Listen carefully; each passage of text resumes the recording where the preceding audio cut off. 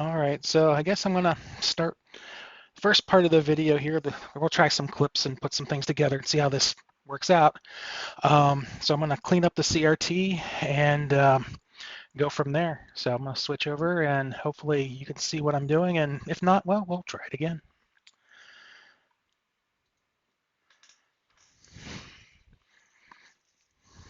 So I'm basically just using actually just Windex and a cloth. Who knows if it's the approved way to do this, but I'm going to do it anyway just because it seems to work really well.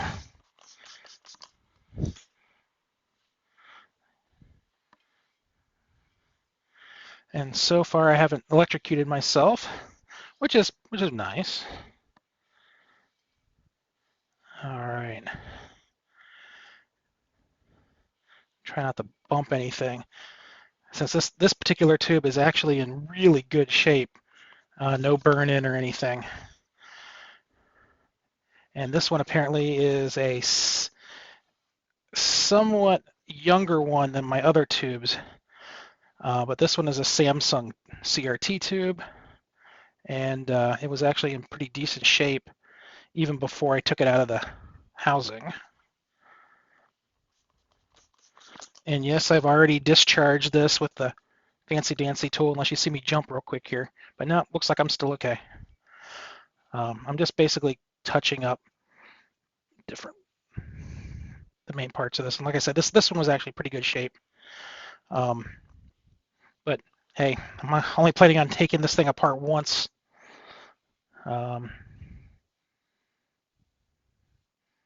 So there's that bluing. It looks like the bluing actually is coming off. What do you know? All right. So that looks pretty good.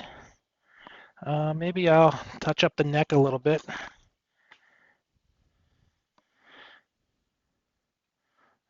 I don't want to ruin anything or move anything here. But yeah, that glass, Windex on glass seems to work pretty well. All right, so now, next thing left is see if I can actually do this on the front without necking it, because that would really suck.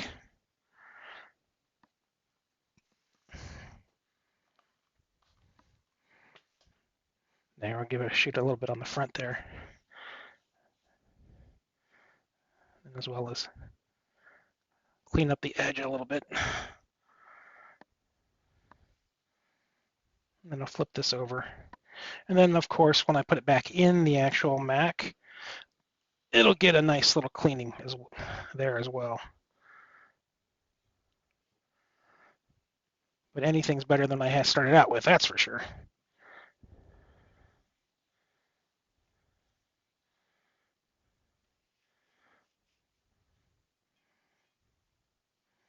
And then very shortly, this will be going back into a Mac128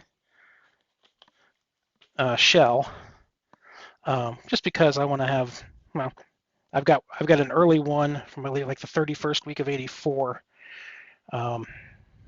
That they're not originally Mac 120. I never had any original Mac 128s, just the shells. They all had either the 512 or 512KE motherboards, or actually the last one I just got actually had a plus motherboard in it, but a drilled out hole in the back of the casing to match the extra mini DIN 8 plugs. All right, so this looks pretty good. Get some of that out of there. I don't want that causing a problem later. All right.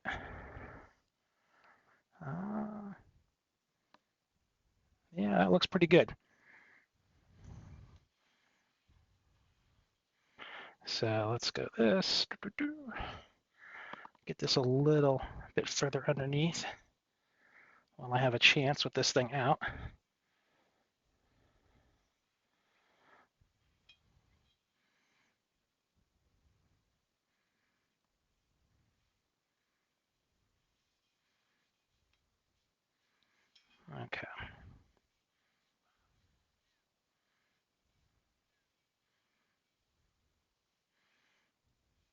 Yeah, and it looks like that blue does come off. Again, I'm not exactly sure if that's just from the cup that originally was blue and that's just where it bled, or what that's about. All right, well, that's about as good as that's going to get. Okay, I'll let that sit for a second, and then I'll go grab a actual shell for this.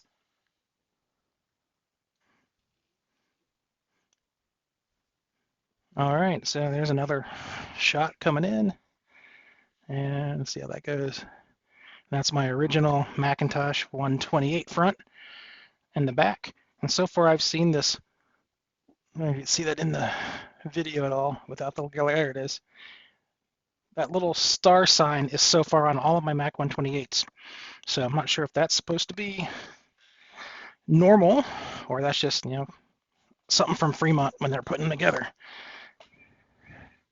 So yeah, this one needs a little bit of light scrubbing to get some gunk off. I want to make sure that was done before I touched anything. So we'll go ahead and do that.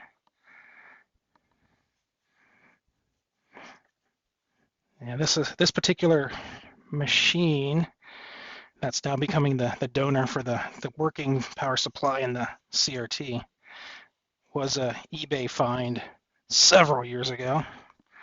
And who knows what the history actually was on it.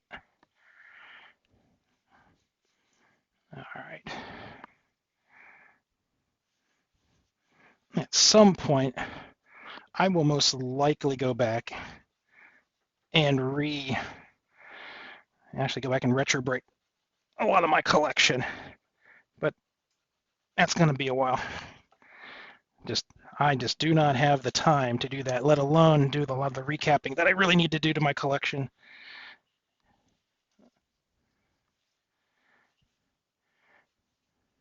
So let's go here. And I'll probably have to touch some of this stuff up even more later. At least it's a good once over.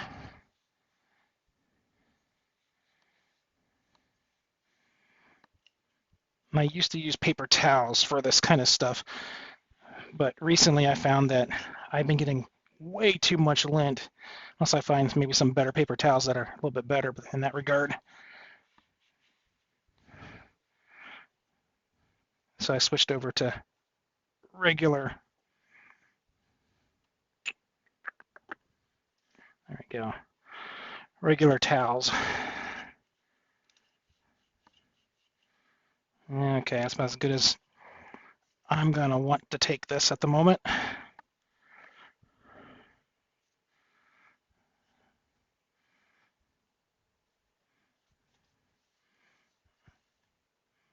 And we'll see how that goes.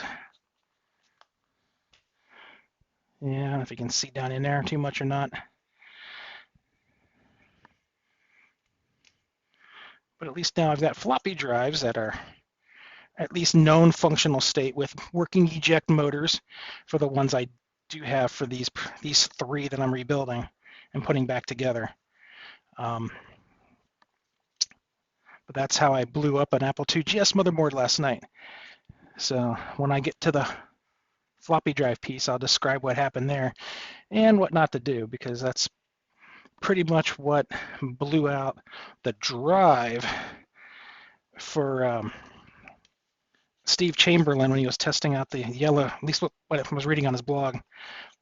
Actually blew out one of his drives, I guess, when he was testing Yellowstone, by what I believe is what blew out my perfectly working good Apple II GS, which was once again sending 12 volt down the 5 volt power row. But in this case, it connected them instead. Well, yeah, it connected them to each other internally on the cable, the external cable. And that's, no bueno. So now I'm down one more Apple II GS, but it freed up a case and some other parts that I can have now, I guess, active backups. And I have one to go with my other destroyed machine. So who knows? Maybe people can use some parts or whatnot. All right, so there we go. That is, let's say, front bezel time. So I'm going to temporarily go put that back away.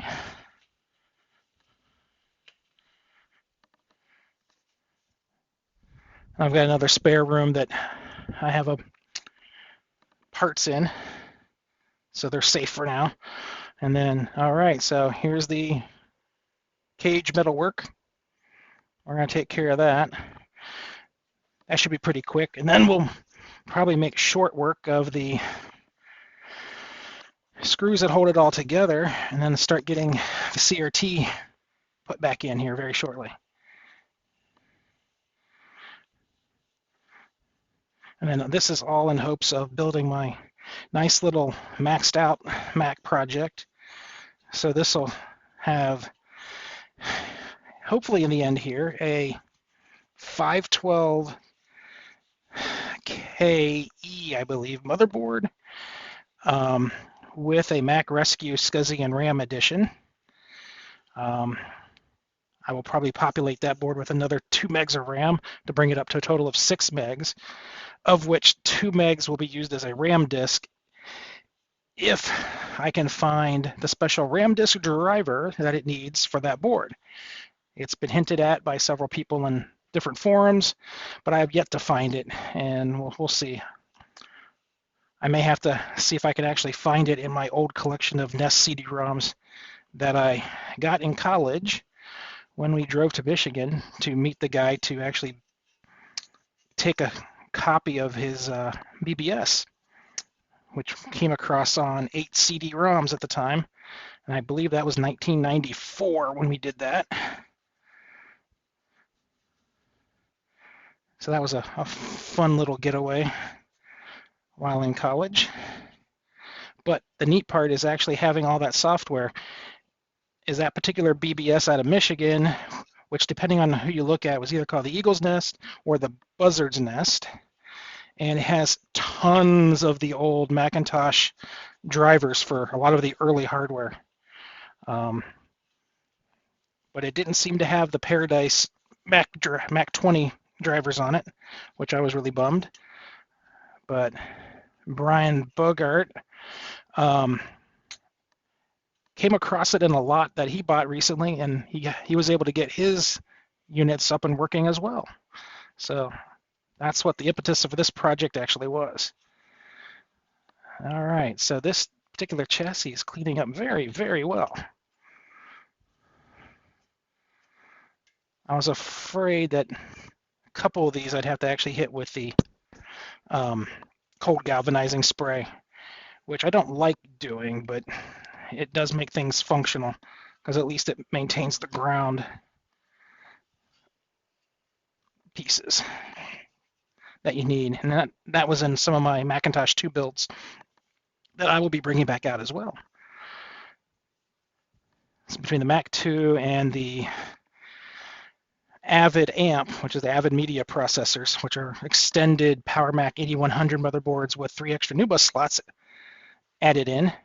Well, I just recently got another new one, well, new old one, and we'll need to check it out and see what system keys are available and what versions of Avid are on it. Since the software is either serial numbered to the Avid base card, the Net Vista Plus or the Target 2000, depending on which version you got. So it's either serial number tagged with an encoded license key, or you have to have the ADB dongles to make those work. But hey, at least it's another one, and I can have one for parts at a minimum. But the big key was the fact that I found my missing cables after about 8 years, so I can actually do some recording and get that all set up as well. All right, well, it looks like I'm happy enough with this. A few little touches of rust in there, but I'm just going to let those be. All right, very good. And that's this part, and we'll come back for another piece. All right, so this is a little test to see what happens after 8 minutes. Yeah, we talking, recording, and seeing what's going on there. So it looks like there are a few things where the video tool needs to be fixed up here, and maybe that'll help get rid of some things. And we'll go ahead and hide. So all we have is the desktop audio and the microphone auxiliary. Yeah, that seems to be good. So I'm gonna swap over and we'll test things as I move around. And I guess we have to test this for like 8 minutes or something, because that seems to be when it goes into its kind of mode. Now who knows? Yeah, look at 11% CPU. Let's just check on the GPU and see what it's doing. And wow, yeah. So video encode is cranking right along there on the video encoder. So I think that probably fixed what was going on. So that's like 89%, 51 degrees Celsius. That's not too shabby. Interesting that that was defaulting to streaming basically not on hardware. Only saw it during playback, so that's pretty cool. All right. Well, I'm going to finish cleaning some of this up, and then hopefully I won't bore everyone to death.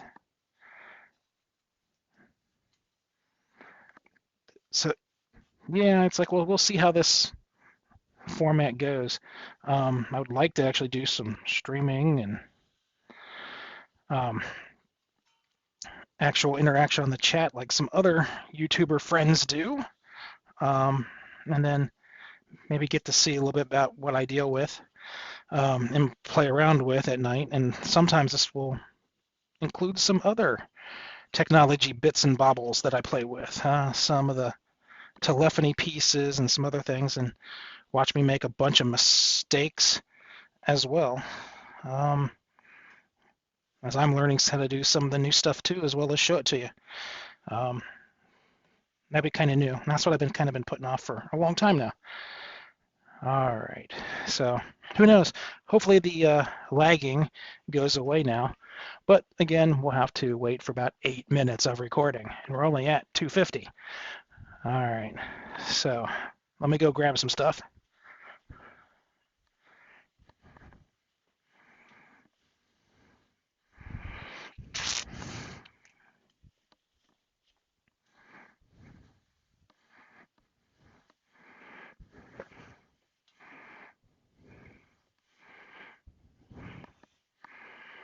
Okay, so let's switch over, transition back. There we go. And we'll see how this test fits.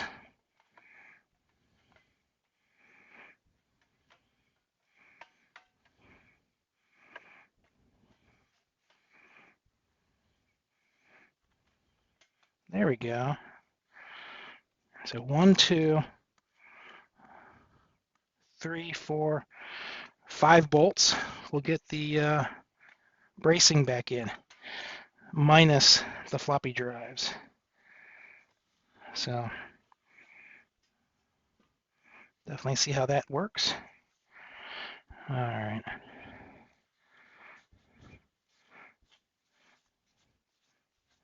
If this segment works, I'll just go ahead and leave this back in the video and we'll go from there. So you don't want to mess with that little star inside the casing. Touch up some of the little bits and bops. All right. Yeah, I'm getting used to talking to myself, it seems, but you know, we'll have to go with that. I have to start doing the Bob Ross effects. I have happy little Macs.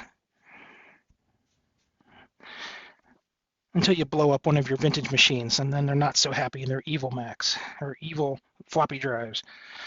But yeah, we'll talk about that more too. All right, so yeah, gonna clamp in a disgusting floppy drive casing over there. Okay, so looks like we're at about 511, and yeah, we'll see if this feed works too. All right, so that's all put together there. And this is going to be 5 of the screws. And it looks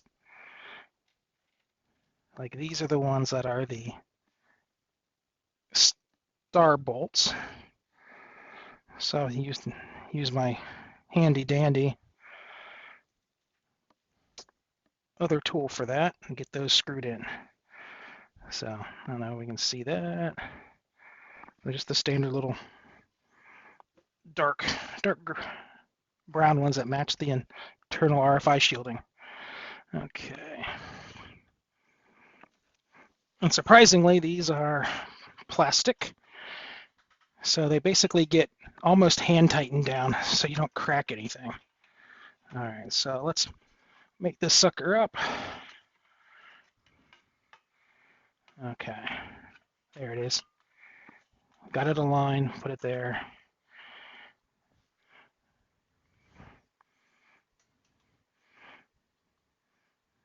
Yeah, so I'm going to use the driver just to make it easier on myself.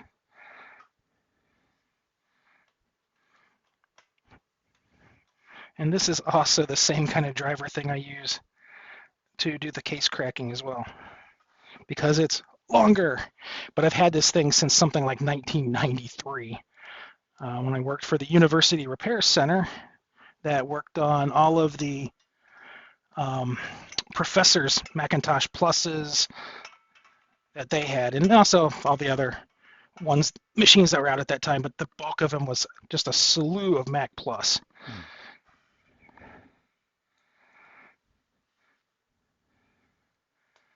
And that's where I first learned how to do the monitor discharge. Probably the wrong way, but hey, luckily I'm still alive. All right, so that's in there. And there are 2 screws on the back side here. And yeah, we're at 7-minute mark. So I don't know, maybe we can take bets and see if the video gets laggy. And I'll have to edit this out in the end anyway. We'll see. All right.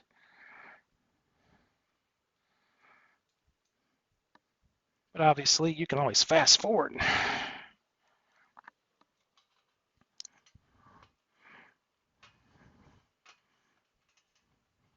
So I will probably take some time to actually edit this and splice this all back together and make it look somewhat useful. All right. So there we have that. Nice little guy, stands up. Okay. So now, do I actually go through and mount the drive cage? And I'm going to save that for the next part of the video, and we'll do checking this to see if it flakes out.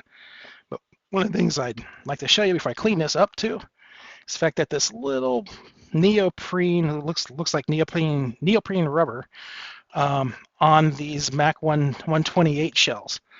On the Mac Plus and the 512KE, which I also have, they do not seem to have this extra little padding in them. So apparently some design change at some point way back early in the life cycle. So alrighty, so we'll transition to the other side and we'll link back in. Thank you. All right, well, I'm back, and it looks like the lag in recording was fixed on OBS, so yay, go internet solution finding. Apparently had to turn it from the stream optimization down to indistinguishable and turn on hardware encoding. And that seems to work pretty well. All right, so let's continue on with the fun. And let's take a look at this bracket real quick and then get that installed. And then I'll go find one of the floppy drives that actually gets tested to work. And I'll just quickly wipe this thing down, removing 40 some or 38 some years worth of dust that's built up, which is actually not too bad. This has actually been a fairly clean unit, except for probably the time it's spent in my garage and my other garage, and then another garage, and then a basement in Ohio for about 15 years. So yeah, things tend to build up. And it was an amazing, colossal effort for me to hunt down my different compact Macs that survived all the different moves.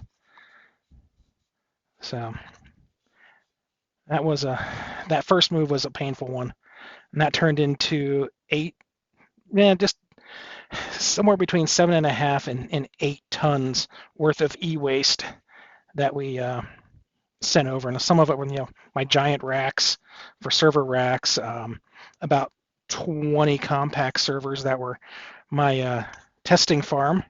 They were old compact G1s, DL3, DL360 generation 1s. They're dual Pentium 3, 1.33 gigahertz. Were beautiful for doing high thread volume testing at the time. And they were even better because I got them for $25 a piece at surplus.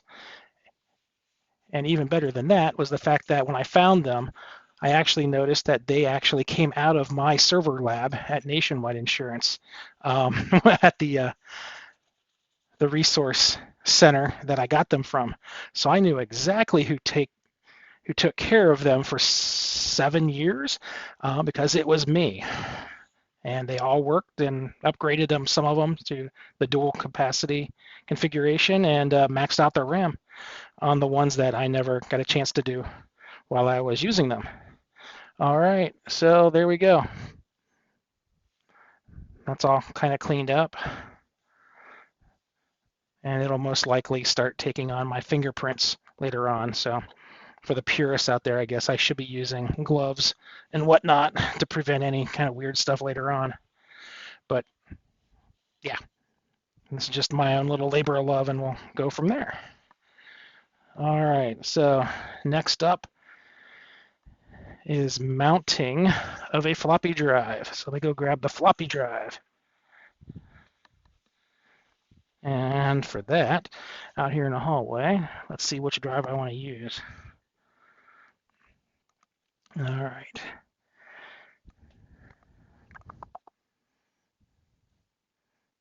Let's go about and use, this is a 51W03.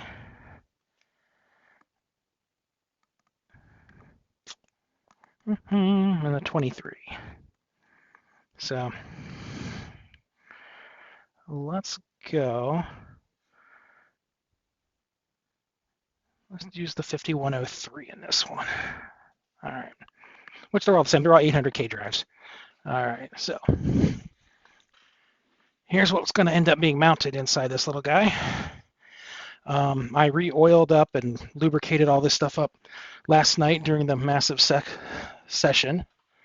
Oh, there we go. So it works. They do not have new ejector motor gears in them, and I'll get several of those ordered, but I need to order 20 of them in order to fix all the drives that I do have. It looks like now I have at least 5 that are currently messed up. And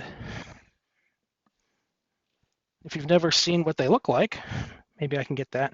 Well, there's a little piece of paper that was stuck in one of the drives, but here's my collection of finely yellowed and destroyed gears.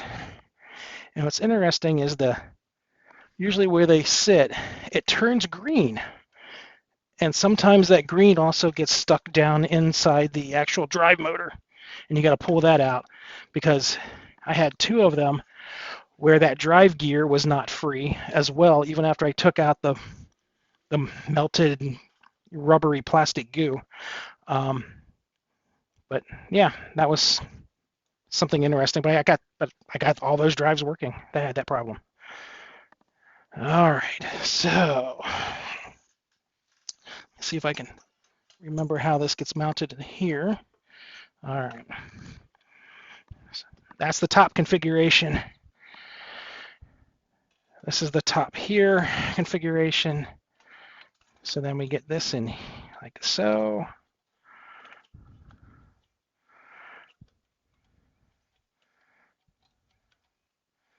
All right. And then these get mounted in the actual screw holes. All right. And these require, the drives all have the ones with the little screws on them. So the retaining screws, so that's how that works. So I'm going to grab those. Or I'm sorry, not screws, the retaining washers. So I'll get 4 of those. Make sure they're the good kind. All right. Yeah. And these are standard Phillips head.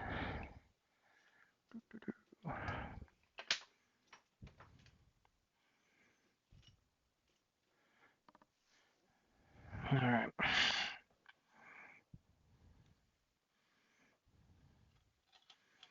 So now it's just a matter of putting it back together and lining up the holes.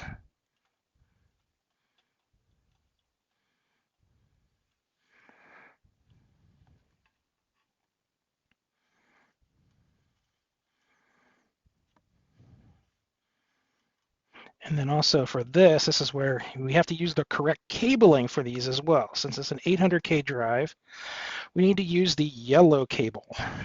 So after many years, it's also where one of my good friends that passed away, Tony Diaz, was explaining to me for about 2 weeks before he passed away, the actual deal behind which cable to use on what drive, which I always forget. But the easy way that I've come to figure it out is that regardless of what they say, red or black label, I have yet to figure out a difference there. But essentially, it's like the red label, the MFD 51W03s, which this one is. I don't know if I can focus at all. Anyway, they're 800K inside a 512 K Mac or 128K. They need the yellow cables. If you use a 400K drive, then you need the red power stripped cable. But what I recently found out too is that for those 400K drives, it's not actually just a straight through. You would use a straight through on, say, like a Mac2 or whatnot if you're using a 1.44 drive, meg drive, and with the black. But I found this nice little cable. No, not this one, sorry. That's a standard. But here's a red one. That on the end, if you see down in there, that's pin 9 that's removed. And the difference between this cable and the yellow pin cable is that the yellow, have pin 9 and pin 20 removed. On the other one, it's only pin 9 because there is a PWM line that runs for the 400K drives on pin 20. And that's most likely the reason why I have that cable, because it came out of one of the other machines. Now, granted, I have other ones that I used in my Mac 2s that are the straight through way as well. And that's all 20 pins are passed through, and those are for the HD drives. And there may be some other stuff in there as well, but I'm going with this because so far these seem to work. And I even use a external HD drive with the full pinned out 1 to 20 recently. So I know it works with this actual setup. All right. Ta-da. So maybe I can swap it around this way for a second so you can see what's going on. And this mates back in here.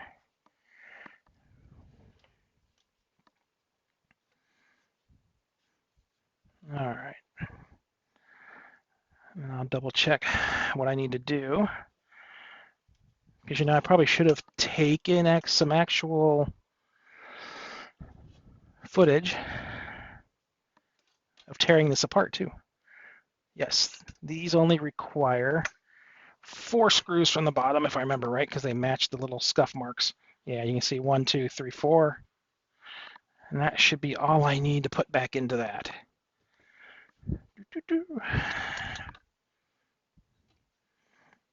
And they go from the bottom. Okay. Let's see, which screws do I need? So I'm going to use and see if these other little guys work in these holes first. I bet that's what these are, because they're really narrow gauge. Yep. Okay.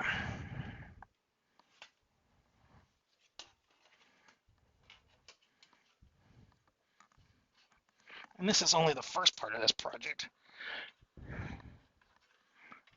because after this, okay, we'll do it the right way. I'm trying to get it so you guys can see a little better. Well, maybe this worked too.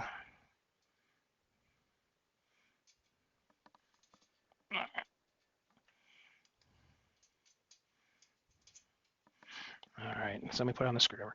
The rest of this project, once this is up, we'll be going through the software and the hardware setup for the Paradise disk for the Mac 20, as well as setting up the HD 20, which I also own, as well as the HD 20 floppy EMU used in tandem with it, and then also seeing how I end up wanting to set up either an external floppy drive off of the single HD 20, but probably not, because I'll have the single internal floppy drive already fixed here.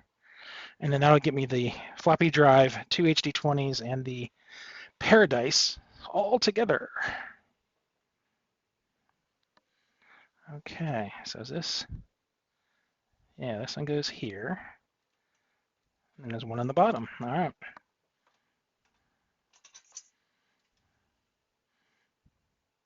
And maybe this one doesn't go there. Yeah, there it goes.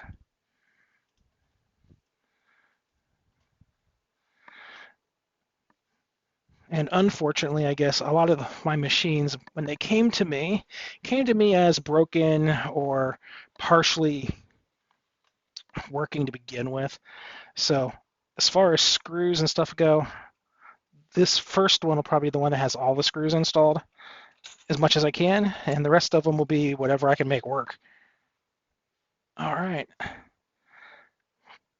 So there we've got a floppy mechanism installed. Ta-da. Ta-da, ta-da.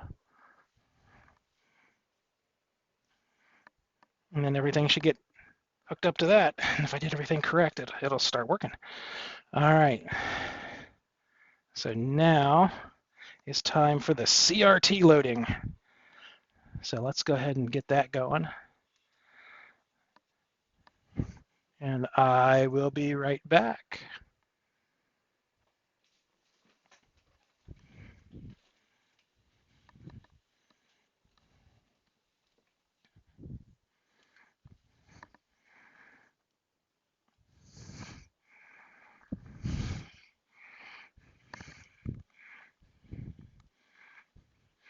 All right. So this is the most I've actually played with doing CRTs live like this pretty much ever. Even when I was doing it for the university, we never removed the CRTs. Oh, interesting. So I will have to figure out how to adjust this part after bit. All right. And these also require the bigger screws to hold them in as well. So I'll use 4 of those. And right now, probably only 3, because the one in the upper right over here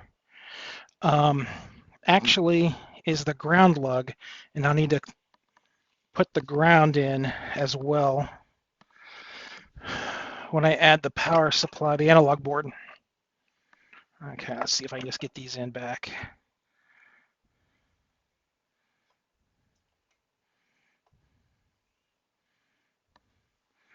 All right.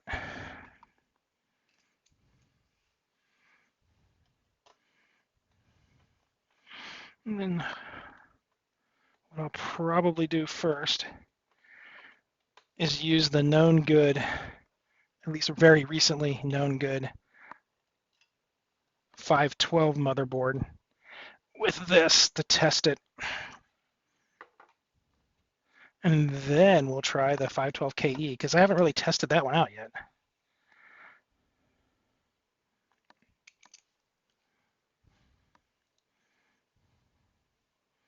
And I apologize for any of the pieces, parts of this that you really can't see me do too well, but it looks like you can see some. Eventually, I'll see about getting an overhead camera or something and set up the room up a little bit better, but this is what I'm going to do and the way I'm going to do it for now.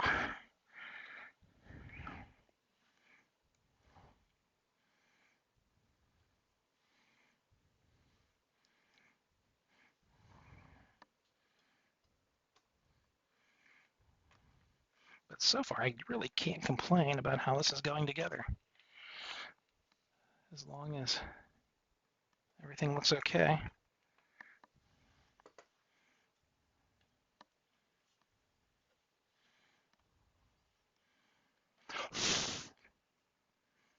Oh, yeah, that's going to look nice.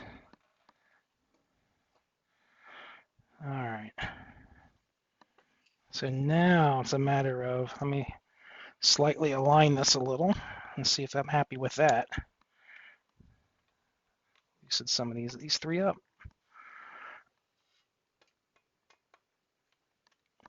And then when I'm happy,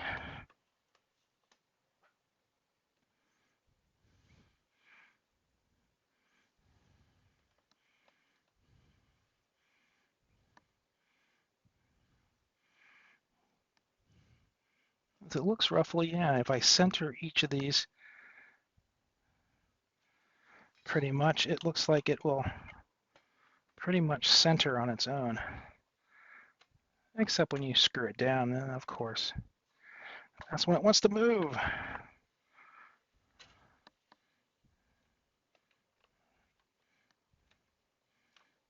So I'll just do it like this for now.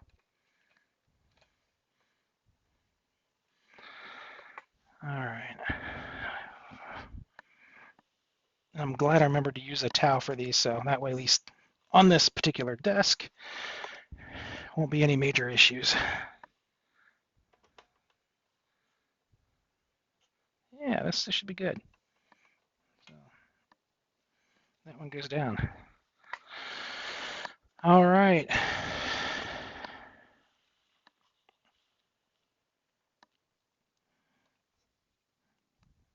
Now we start getting into the interesting parts that I'll have to possibly look at my other Mac to figure out how it goes together. So I'm going to go and grab a working analog board that matches that CRT.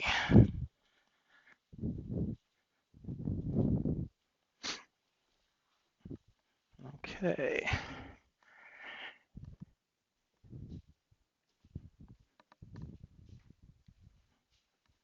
All right, now I can pick up that.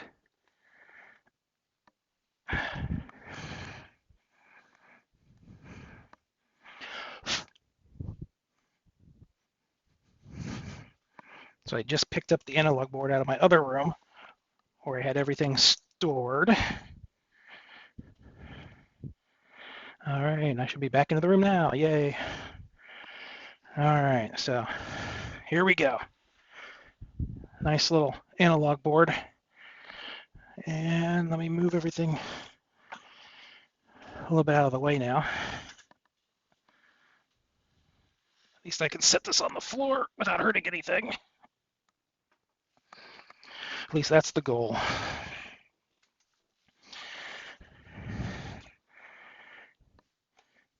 And I may just touch up this just a little bit while I have a chance. This will more than likely be getting cleaned and touched up when it gets recapped. And unfortunately, that's one of the skills that even though I'm asked about it all the time, no, I don't. I can solder, but I don't solder well. And I really don't trust myself with a lot of my own little machines. But I have other things as far as talents, so I'll go with that. And again, this is one, I believe this is this is the 1986 version of the analog power supply. And this one's the flyback transformer is in much better shape. In this case, that has anything residual there.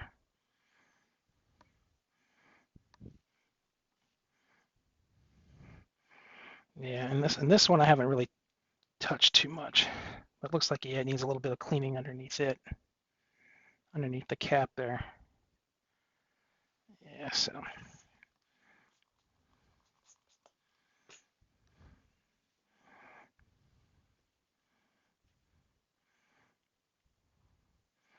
There's a little more of that bluing there that came off the monitor. But yeah, we'll get this cleaned up. Yeah, and even these flyback transformer cap clips, the rubber is just starting to go on them as well. It's just the age of these things. So, okay, that's as good as I'm gonna want to take it, at least for now.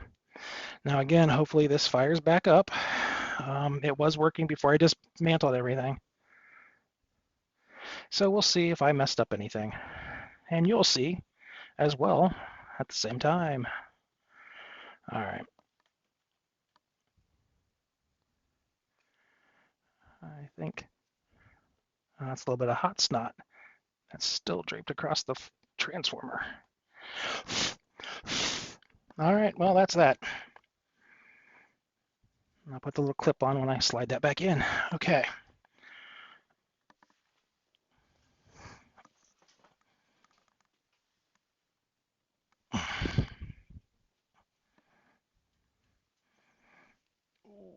Crap. That could have been really bad. And you would have seen me do it. Yeah, we're still good.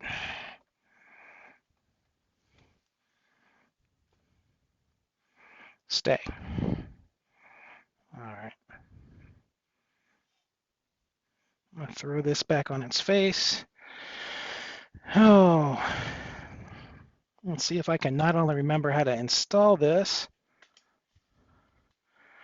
but do it in such a way that I don't break anything. All right.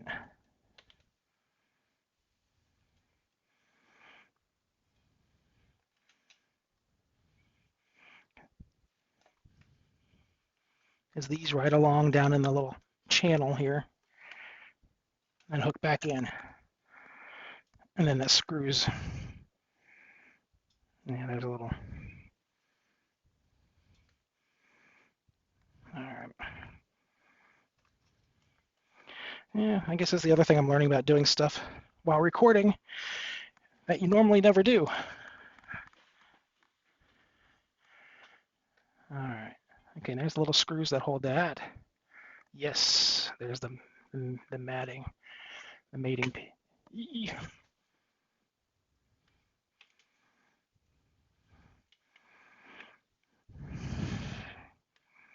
Ah, okay.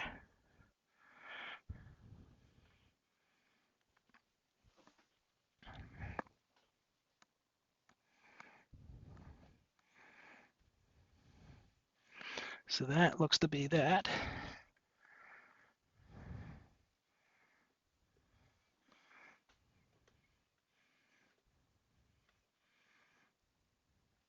I really don't like how that volume button is sitting.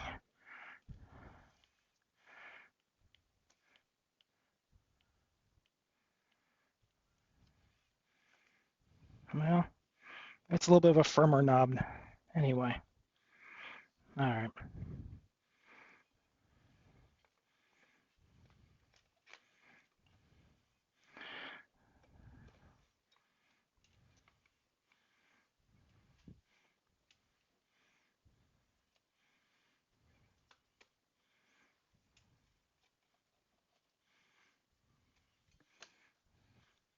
All right, we'll get that line back up. There we go. So that moves that up. I guess we'll have to see how that continues to rubber knot.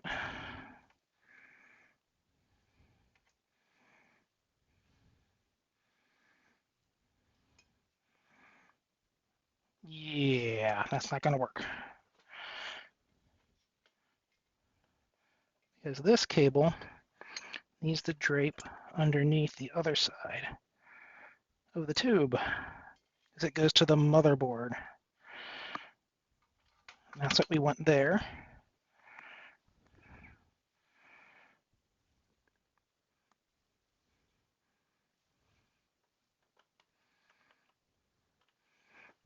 All right, then this plugs into here.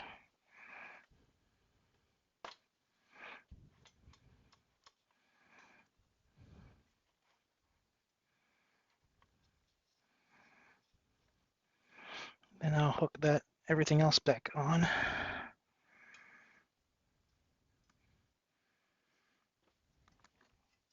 As we get to go. All right.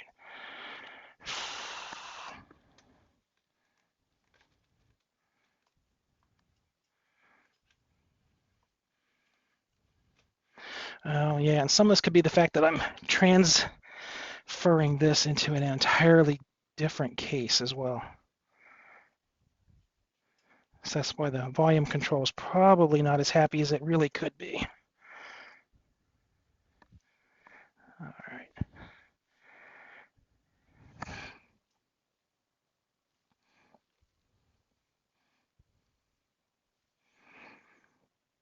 All right, at least those line up. And we'll put the nice little grounding plate in here. And we'll see if this is long enough to get there.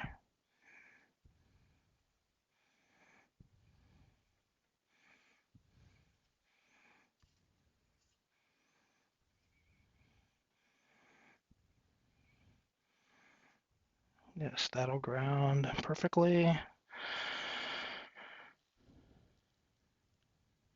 This one.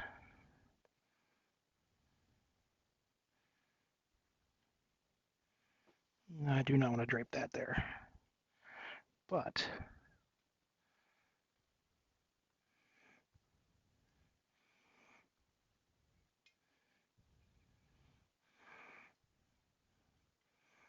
we can do that kind of draping. So let me turn this around, I'll show you that. So at this point in time, the CRT anode cap will go in, the grounding line will go in, and then the flyback, or actually no, the power, actually the video feed will go to the tube, and I'll get that pushed back in. And now I need to go find out which exact screws I need to use for that, because I just don't remember.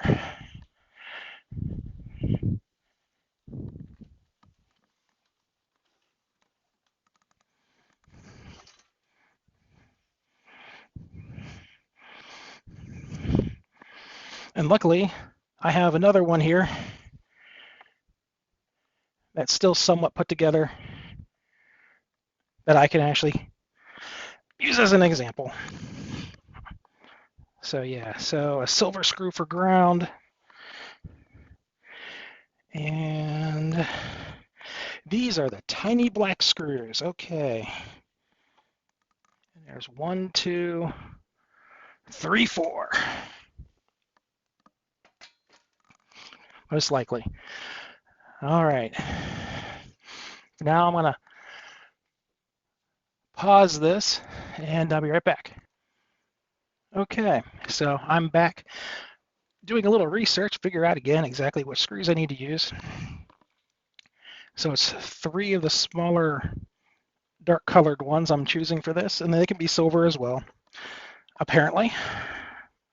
And then a tiny one for the ground in the back, and then the ground lug, which is the big one, which is part of the main support bus for the monitor. So let's get that in here, and I routed it. I'm going to do the best job I can here for this ground line not to be in the way, but I don't think it's going to help me out too much. So let's see if this actually will work. Well, my hands are in the way, but oh well.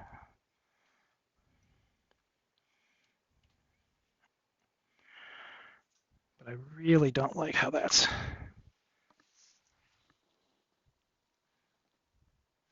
Yeah. So let's do a little different here. As it flies to the top of the tube and over. Yeah, here we go. Somewhere like it.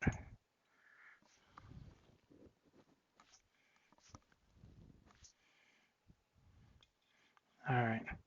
So let's get this clip back in as well.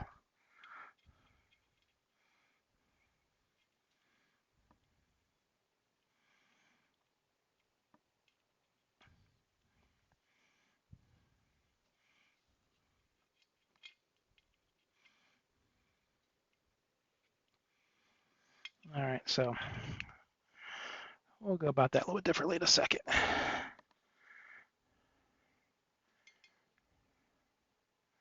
All right, and this should just pop straight back on.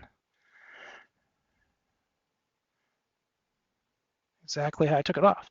Yes.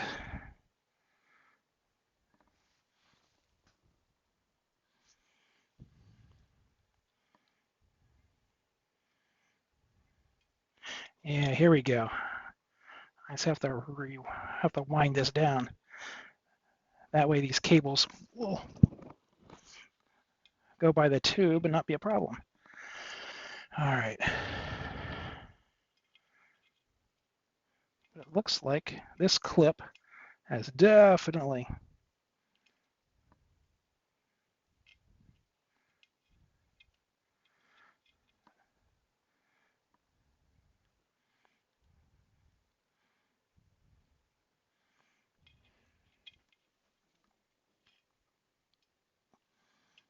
there we go. That has to get seated in there. And it's not.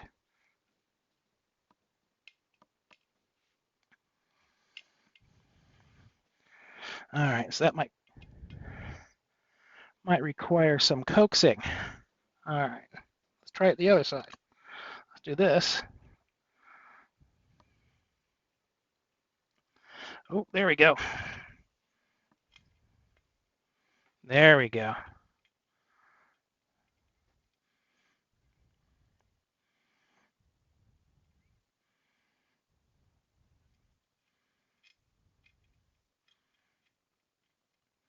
Yeah, I'm gonna wrap this so that flyback isn't touching anything. Or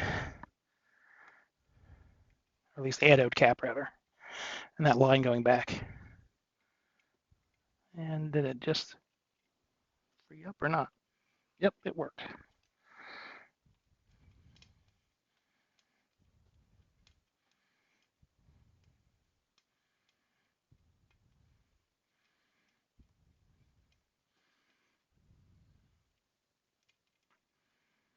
All right. Yay. Which then this means this cable can run down here like this.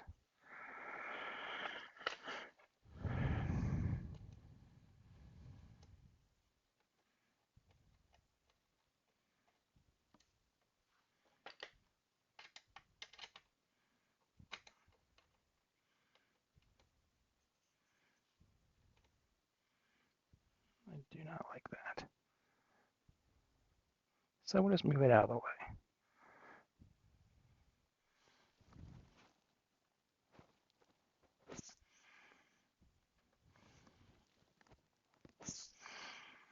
They could be near the cables, and that should be fine. I just don't want it necessarily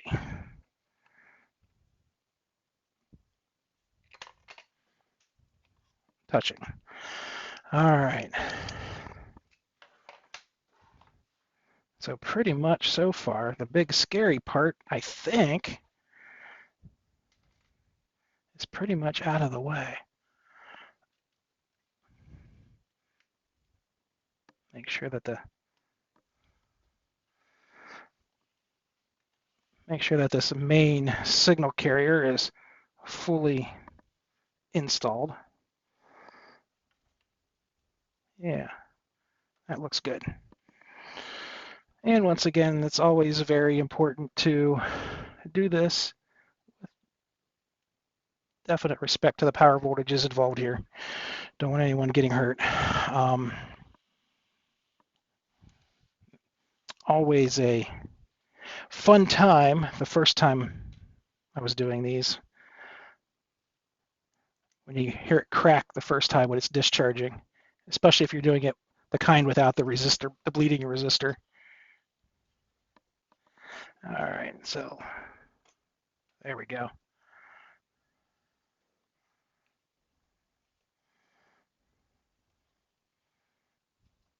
Interesting. So this chassis doesn't like those. I wonder if it likes these instead, the silver ones. Yeah, that's the deal. Well, at least I can get it sort of in there. If I haven't screwed it up already. No. All right.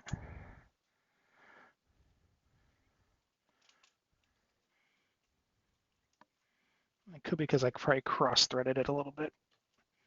But, oh boy.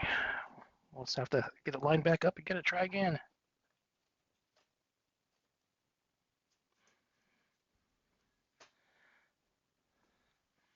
Because this one should have two holes holding it. That's what aligns the power supply board to the chassis. It does not like that at all. All right, well, I'm going to repause this and we'll try again. Okay, so it looks like I found they were those black screws, but probably not the same ones I took out. So they are kind of retapping as they go in. That's the inside of this looks to be, that's exactly what's going to happen. So either that, I'm going to run through a few of these till I find the correct one that allows it to go into that part of the chassis.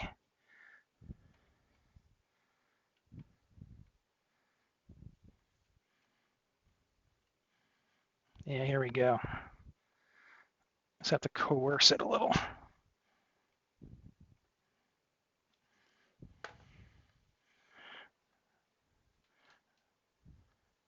So after I do a few of these, maybe I will have extra little screws left. Let me see if there's anything else I'm missing.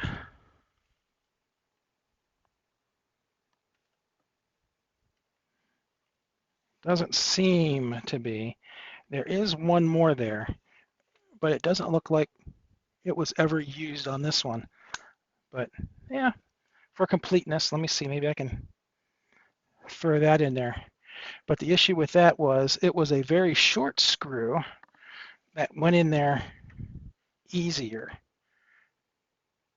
So it might not have been the one. So yeah, maybe I can pull it back out and I can retap that too.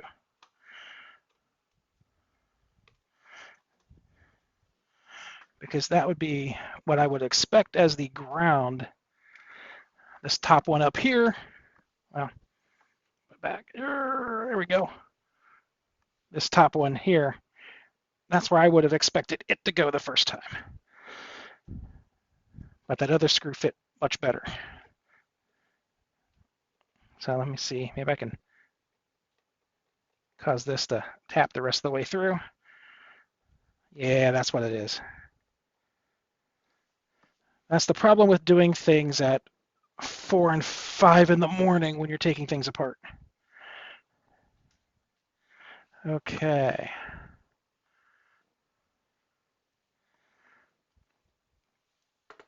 So in that case, if I use all the screws to make this one, I will have a couple missing ones later, it looks like.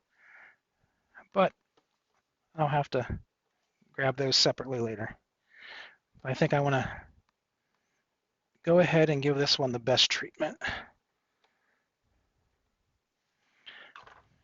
All right. So there we go. The screws that go in down here. So 1 and 2, and then there's 2 up here, and then the grounding. I think that covers just about everything before I decide to put the motherboard in and the back cover, and then we'll try it with a 512. All right. Oh yeah, this is a brightness knob in the front that you can't see. It's turning really nicely. It's kind of have some firmness to it from the pressure fit. I think that'll work nicely. All right. And yeah, looks good.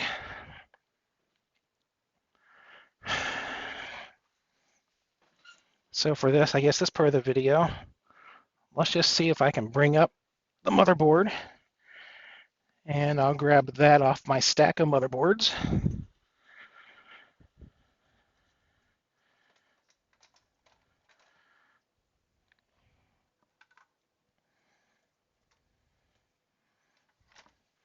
Okay.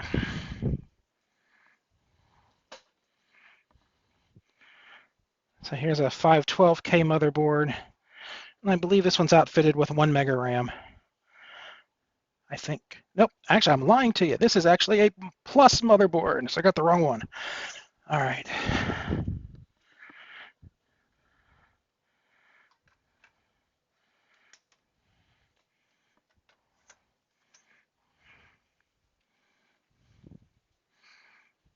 So yes, a plus or a 512K motherboard, and you can see too it has the DB9s or DE9s, whatever the proper term is for that. I think it's DE9 set up, and also the internal floppy connector on it. And this one should have the 512 mega RAM, and this was working the last time that I had it fired up. So, all right, let's go ahead and get that going. So I'm going to move the motherboard power out of the way. Let's slide this in. I really hope this comes on. All right.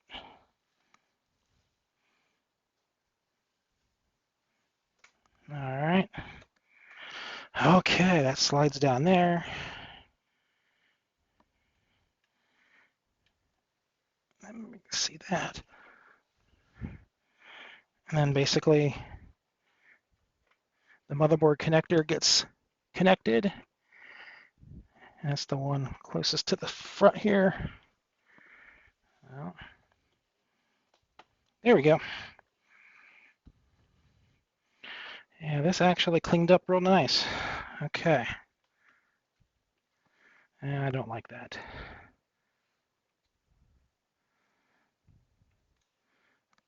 Okay.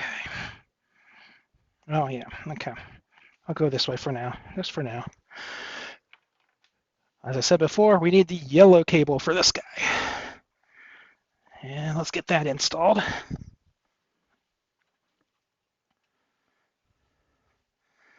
All right, so make it easy. Pin 1, pin 1. I really don't want to blow up anything. That'd be a real bummer on top of the ruining a GS last night. All right, you get the internal cable plugged in there. All right.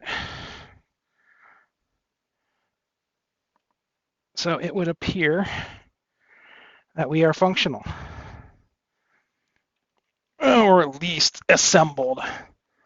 So I am going to sit this on take it off of the towel, just so I'm feeling better about stuff.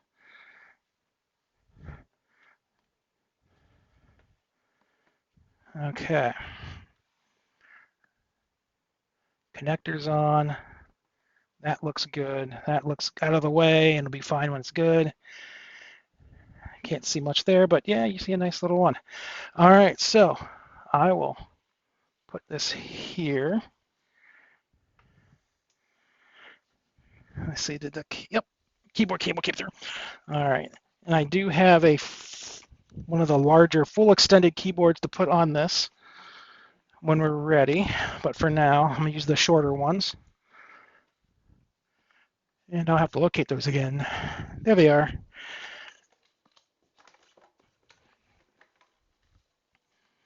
And again, I do plan to probably retrobrite all this at some point. But for now,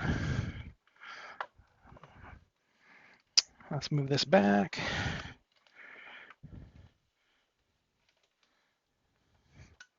All right, keyboard clipped in. And I do have the proper M0100 mouse that goes for this. Even has the nice big chunky connector on it. All right. And that does go in the mouse port on these, not just any of them. The serial ports are for modem, printer, and in this case, disk drive as well. All right.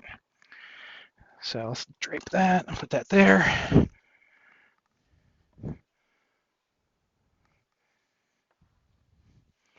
So hopefully I'll get to see this come up. And then we'll put a floppy in, and we'll get this tested. All right, power is currently off. Let's see what happens when I give it power. All right. Whew. Okay. Let me grab a normal floppy. So I've got floppies for the Paradise that we can add in very shortly. And let's try a System 608 startup.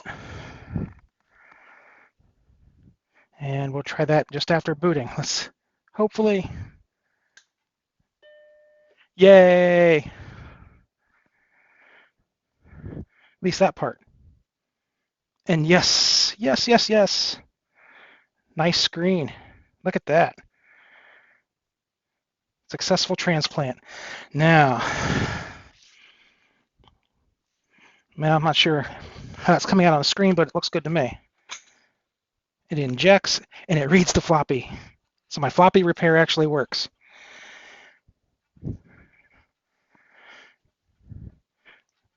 It's probably a little really whited out from what I can tell, but there's signal.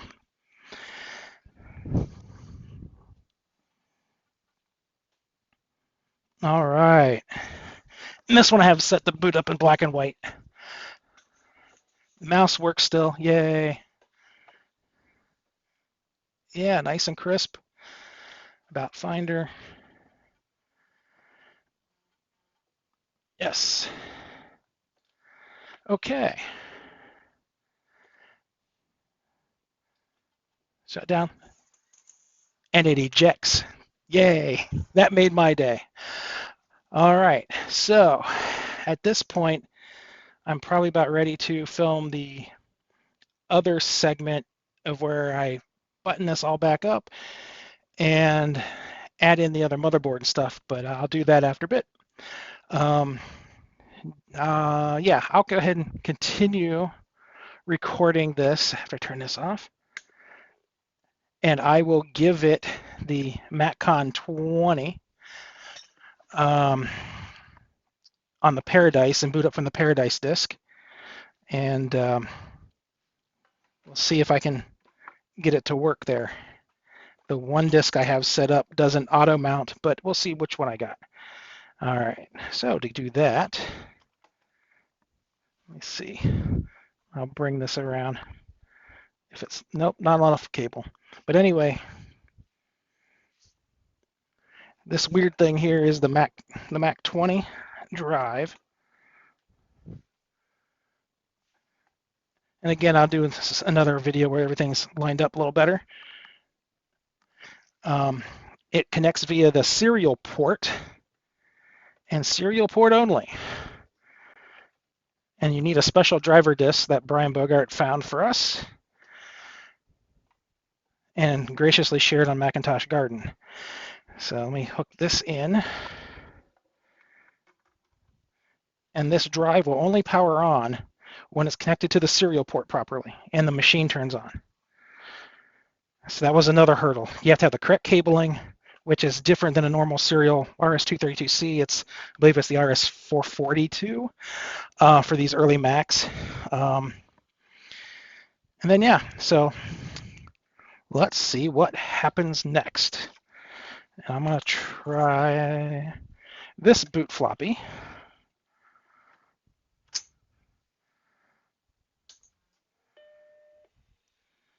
You can hear the hard drive spin up. And if all goes well, the floppy will come up and it'll either go to the desktop and allow me to mount, or it'll auto mount and boot the System 608 on the actual Paradise drive. We'll see which disk, so I have two floppy disks. Yeah, so there's the Welcome to Paradise, so it's going to auto mount. And at this point, it should.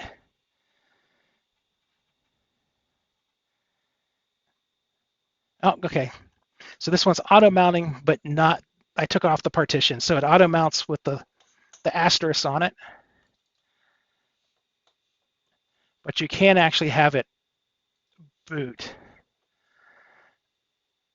But I'll handle that a little differently later for another video. But yes, this actually works. So with that, I'm going to end this particular segment and we'll continue more later on.